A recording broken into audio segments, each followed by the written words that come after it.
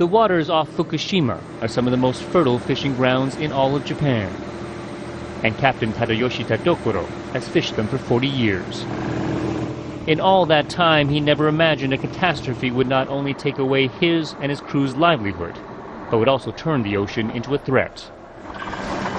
These days, when his men put down their lines, it's to collect samples for the government to test for radioactive cesium. It's really hard for us. We used to fish throughout the year, and everyone enjoyed eating our fresh catch. Now there's no happiness left in our lives. Nobody knows just how much radioactive material has spilled into the ocean, but here is a comparison. During the peak of the Chernobyl incident, 1,000 becquerels per cubic meter of water was detected. At the peak of Fukushima, it was 100,000 becquerels.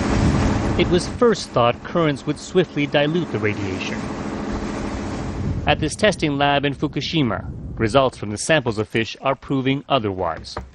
Some are registering cesium levels of up to 15,000 becquerels, 30 times the government limit.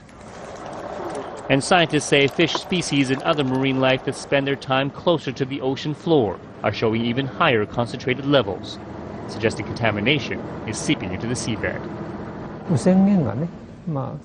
Because the contamination is staying on the sea floor, the situation is going to continue for a long time. Unless it is removed, it will climb up the food chain. The big worry is how it will impact fish at the top of the chain. Tuna is a multi-billion-dollar industry and the most prized in Japan.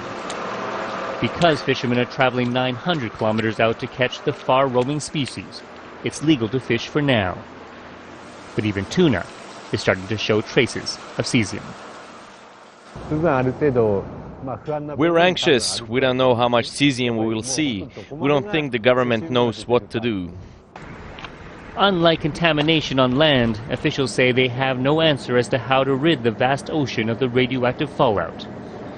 That leaves coastal fishermen fearing it could be decades before they're allowed to return. By then, they say, their way of life will have long disappeared. Steve Chow, Al Jazeera, Fukushima, Japan.